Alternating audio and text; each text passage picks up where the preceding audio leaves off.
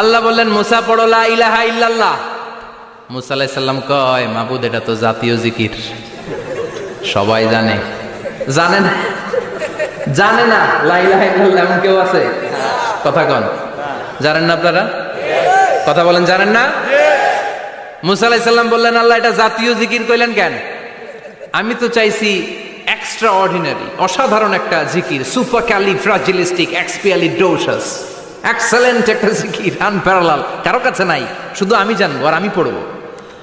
আল্লাহ বললেন মুসা এই লা ইলাহাকে যদি এক পাল্লায় রেখে দাও, তামাম বিশ্ব, সাত আকাশ, সাত জমিনটারে তুলে যদি তুমি আরেক পাল্লায় রেখে দাও, লা রাজাহাত কাফাতু লা ইলাহা ইল্লাল্লাহ, মুহূর্তের মধ্যে লা ইলাহার পাল্লা ভারী হয়ে যাবে। ও মুসা তুমি যতই এক্সক্লুসিভ জিকির চাও, লা ইলাহার চেয়ে দামি জিকির আমার কাছে না।